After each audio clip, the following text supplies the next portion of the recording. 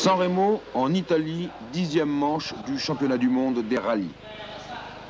Ici, Lancia court à domicile et Peugeot va la prendre à ses dépens.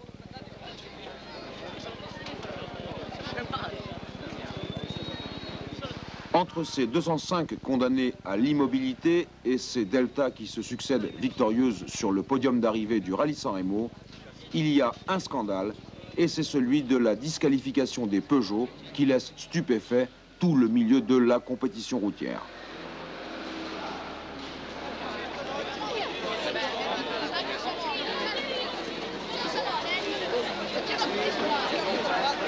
Ainsi, les 205 Turbo 16 sont mises hors course sous le prétexte évidemment fallacieux d'une non-conformité technique.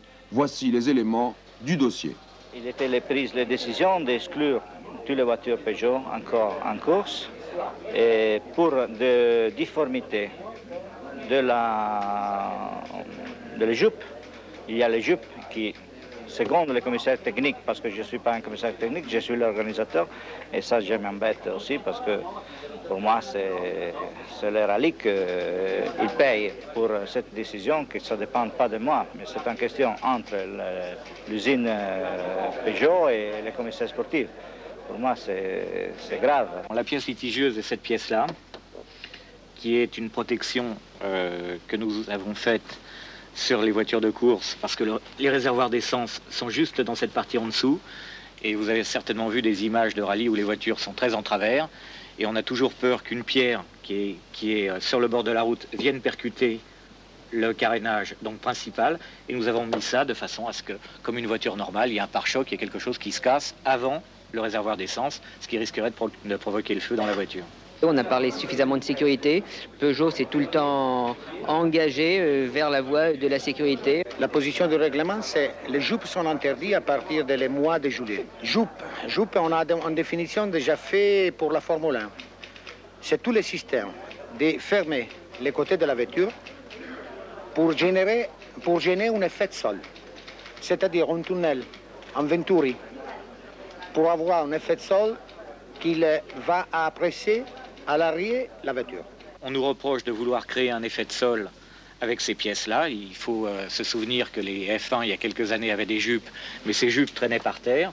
Et à partir du moment où les jupes ne traînent plus par terre, l'effet de sol diminue, je disais tout à l'heure, de façon exponentielle, mais de façon très grande. Ce qui veut dire que si, par exemple, on a 100 kg d'effet de sol quand les jupes frottent par terre, si les jupes sont décollées d'1 centimètre, il n'y a plus que 50 kg, de 2 cm, il n'y a plus que 10 kg. Ce qui veut dire que nous, à 9 cm, on a peut-être 1 kg si on a encore de l'effet de sol, mais ça n'a pas été du tout dessiné dans cet esprit-là. Donc c'est négligeable comme effet de sol? Je dirais que ce n'est même pas mesurable. Et nous avons l'intention de repasser une voiture en soufflerie de façon à démontrer que l'effet est négligeable. Comment expliquez-vous que les commissaires des précédents rallyes n'aient pas relevé cette irrégularité? Je ne sais pas, parce que je n'étais pas là. Je n'ai pas jugé quelque chose que je n'ai pas vu en avance. Et comment expliquez-vous que ça ait pu leur échapper? Je ne sais pas si la voiture était comme ça ou si était sans jupe. Ce que je ne comprends pas, c'est que comme la voiture a d'une manière évidente roulé dans une configuration identique déjà depuis le mois de juin, donc rallye Acropole, rallye Nouvelle-Zélande, rallye d'Argentine et en Finlande, que les commissaires sportifs et le commissaire technique, mais surtout les commissaires sportifs, n'aient pas considéré qu'il pouvait au moins y avoir un doute à partir du moment où déjà 4 collèges de commissaires sportifs et des commissaires techniques ont considéré que la voiture pouvait prendre le départ des rallyes de cette manière-là.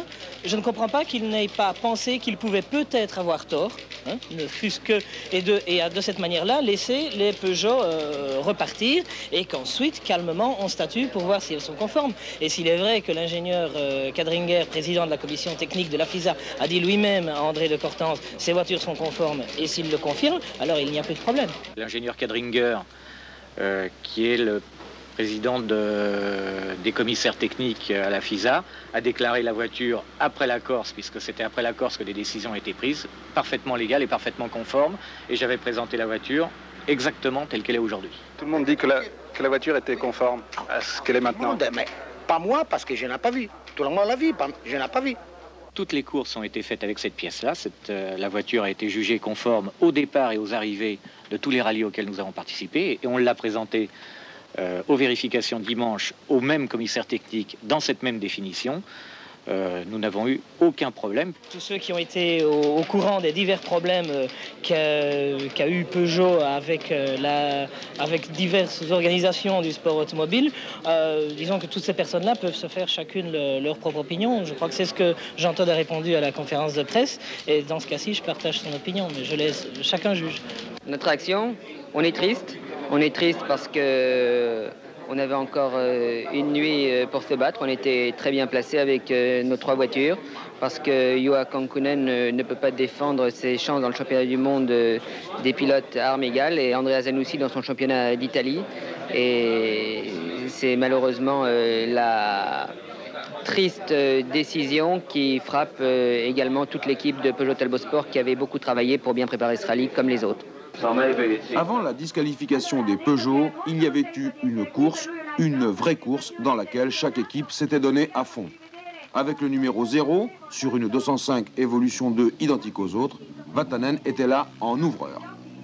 L'équipe Peugeot était forte de 4 voitures, celle de Timo Salonen, Juha Kankkunen et Bruno Sabi, auxquels était venu se joindre le brillant pilote de la filiale Peugeot Italie, Andrea Zanussi.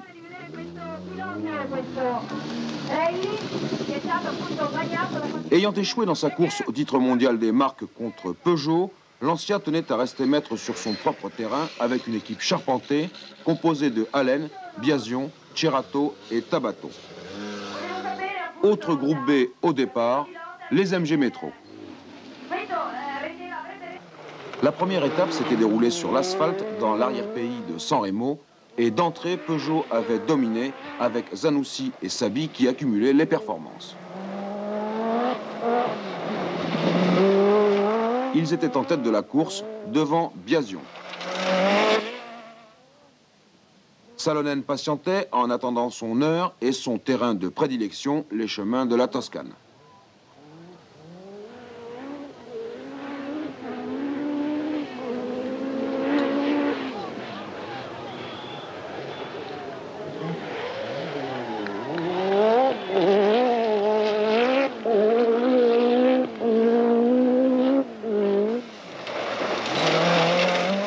Cerato et Kankkunen, en 5e et 6e position sur l'asphalte, conservaient le contact avec les leaders à moins de 50 secondes et ces premiers affrontements n'avaient fait qu'une victime, c'était Allen qui avait touché et perdu plus d'1 minute.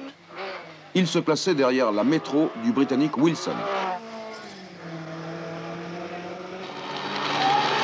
Puis le rallye s'enfonçait vers le sud et sur la terre, les Finlandais volants reprenaient le dessus. Allen n'avait plus rien à perdre. Il multipliait les performances et Kankkunen faisait jeu égal avec lui. Du coup, après Sabi et Zanussi, c'était au tour de Keke, comme le surnomme l'équipe Peugeot, d'accéder à la tête de la course.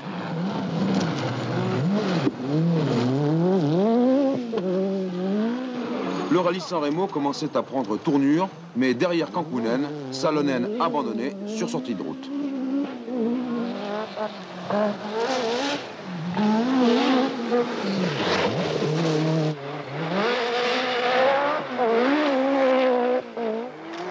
Zanussi touchait également, légèrement, il ouvrait le train avant de sa voiture et perdait ainsi quelques précieuses secondes.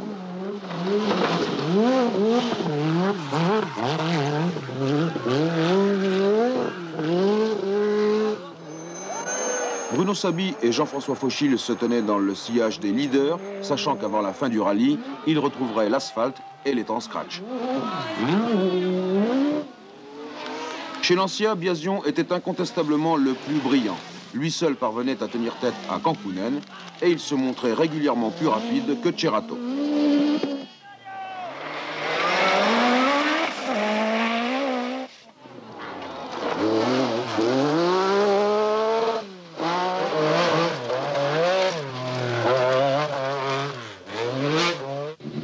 La troisième étape ramenait la caravane du rallye vers San Remo sous la houlette de Kankkunen, toujours suivi de Biasion et de Cerato.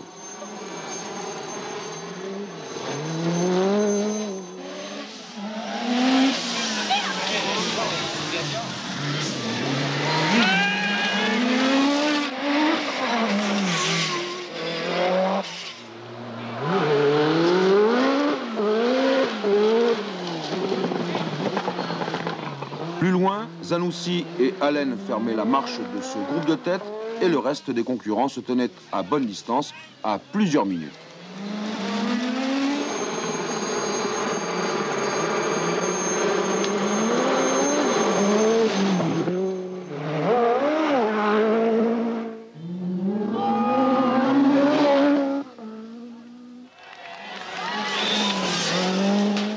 En vue de Sanremo, la bataille Peugeot-Lancia continuait de plus belle et malgré quelques légères erreurs dans le choix des pneumatiques, l'équipe Peugeot conservait intacte ses chances de victoire face à Lancia pour la 4e et dernière étape. C'est alors qu'intervint la disqualification des 205, laissant la voie libre au Delta pour un succès qui ne fit pas illusion.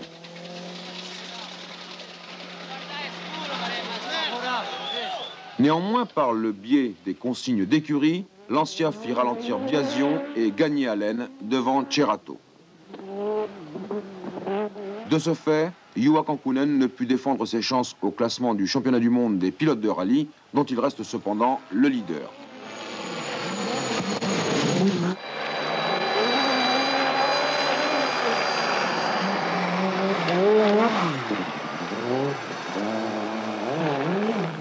Pour les mêmes raisons, Zanussi ne put marquer de points au championnat national italien, dans lequel il est en lutte avec Cerato.